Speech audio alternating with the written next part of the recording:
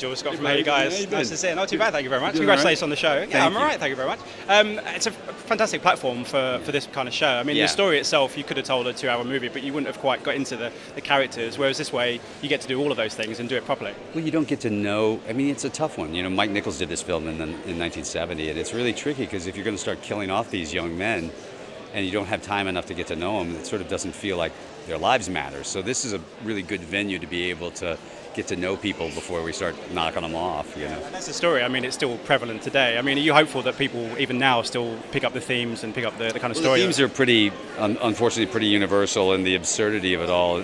Unfortunately, we seem to be in another relatively absurd moment in our history, in the world's history, quite honestly. I can't even throw rocks from my glass house right now. I've got Trump as a president. So, but I'm also optimistic, and I hope soon that the absurdity of all this might be old hat. That'd be good.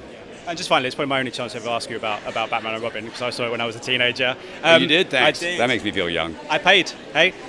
But they're about to be re-released again on 4K, and there's still this strange fascination with Batman and Robin, and there's these drinking games and these like quote-alongs and stuff. Does that kind of give you a strange thrill in some way, that it's found an audience and people are still going? It doesn't give me a strange thrill.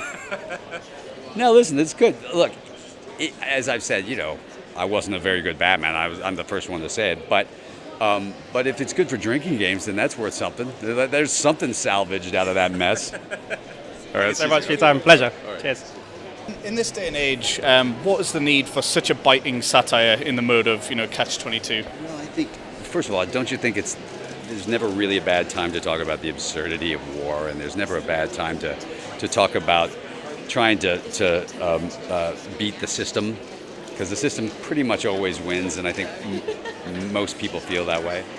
I also feel like we're facing a pretty absurd time in our lives, all of us, in every country around the world right now. You've seen it in the Philippines, you see it in Orban in Hungary, and you're seeing it pretty much everywhere. United States, obviously. So I think anytime we're able to laugh about and remind ourselves that these things are temporary is probably a good thing to do. Hella's characters obviously spoke so strongly of this absurdity, and even the structure of the book spoke of that, as did, the classic film. Yeah. What are you hoping to elicit in the audience in the 21st century? What can they take from these characters? Well, I don't know. I mean, first of all, I think it's always good to remind ourselves that these people actually are, that war actually does cost the lives of a lot of young people. Old people make decisions and young people die. I think that's always good to remind ourselves that's, as we see ourselves building up and focusing on Iran right now, it's good to remind ourselves that these things aren't simple and that they actually cost people's lives. Do you feel a sort of a personal responsibility as an artist, as a filmmaker, to spread that kind of message, or poke holes in these bubbles a bit? Well, my job as a storyteller I've always felt that way, and sometimes you're successful with it and sometimes you're not, but that's been my choice in how I like to be creative, and it's also been my choice in how I like to live my life and other things. So, it's worked out okay. And is there any pressure taken on the original cast of this film, which was such an assembly of talent? I mean, how was it to... Well, we didn't want ours to be, Ocean's 11. We thought it was good to have Chris, who was not an unknown actor, but not the most famous of actors, and we put a couple of us in there that people might recognize, but it was fun to have a lot of young. It's also good, a lot of war films have 40-year-old guys playing privates, and it's good to have a bunch of really young actors playing these parts. And will this be the last of your sort of satirical works, or is this something you're going to I don't know. I just keep trying to work, brother. That's all I got to do is I just want to work. It's the fun part. I just wanted to ask, so we're a big fan of your character, Scheisskopf. Yeah, shithead. I mean, do you see some similarities that you have with him, or differences? Like that I'm like shithead? Is that what you're trying to say? Wow, it's a little hurtful. No, I actually love the guy. It was fun to play a part like that where I get to yell at everybody. I was also directing, so you can just keep yelling the whole time. What was the favorite thing that you yelled then?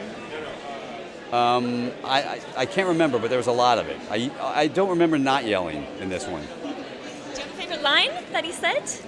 Or a favorite line from some other character that really stuck with you? No, I think the funniest stuff for me was when Chris ends up in Italy and is trying to find out if he's had his balls blown off. It makes me laugh every time. Thank you so much. Thank you so much. To ask you guys, I mean, this has been made into a film before, but in this show you get 6 episodes, you get 6 hours to spend with these characters. Was that kind of liberating for you guys to do that? Yeah, it was just, I mean, you really get to flesh all the main characters out in a way that in a film you just don't get a chance to do.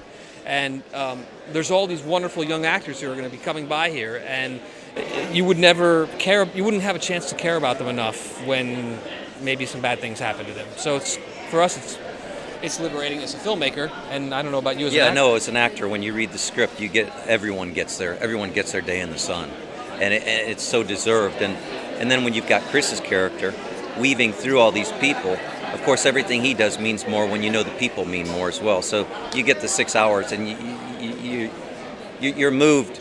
You're moved when you lose these people. You're invested as an audience.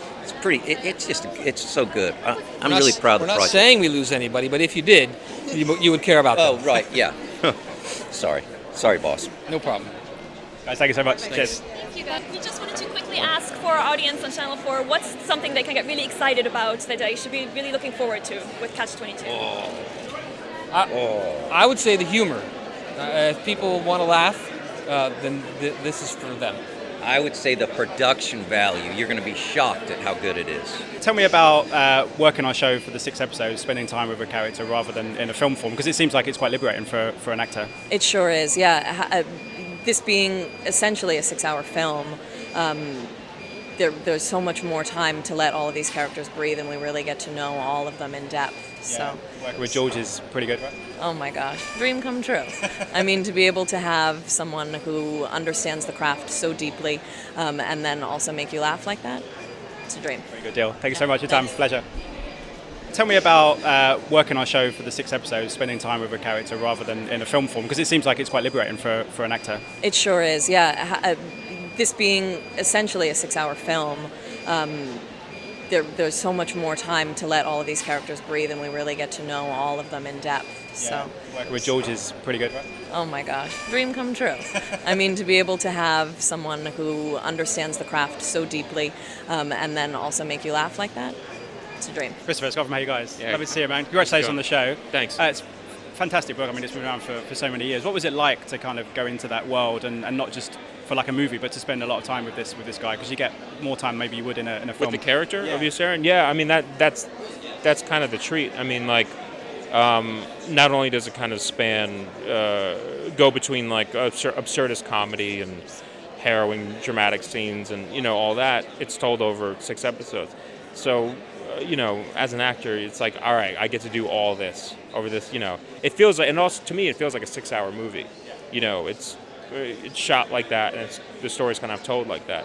So there was just that much to do, and yeah, that's a treat. It's a fantastic ensemble, similar to the original movie, and obviously you have George as well as part of it. I mean, what was it like for you as an actor going into that world, but also having such legends like George and obviously Kyle Chandler and Hugh Laurie to kind of bounce stuff off?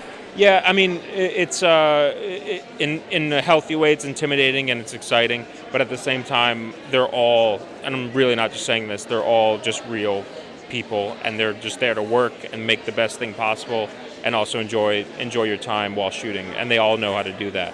So it was a really, we were lucky to have this blend of people, and all the young actors on it too. It was a dream.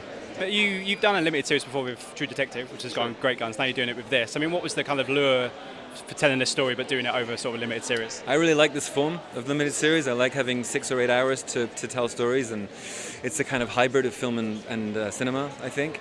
And Catch-22 is a very dense book. It's a very sort of swirling, circular narrative. And the writer, Luke Davis, and I think felt that if we had multiple hours to tell the story, we might have a shot at really getting to the crux of the book. I think the movie that Mike Nichols made in 1970 is very good, but it wasn't a full telling of the book, because 2 hours is probably not enough to adapt this book. So we thought we'd try.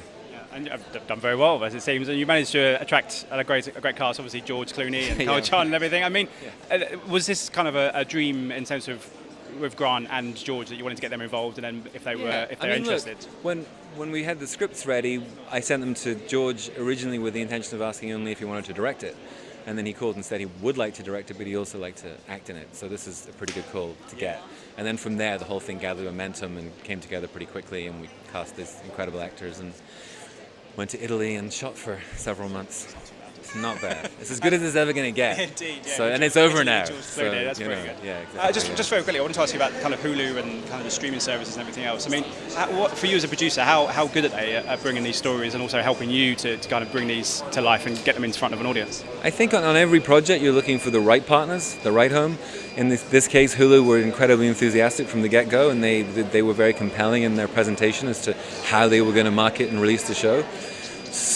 But similarly in England, Channel 4, who are our co-production partners in the UK, made a fantastic case as to why they'd be the perfect partners in the UK. So I think you just choose on a case-by-case basis if you're lucky enough to have more than one potential partner. You've done pretty well.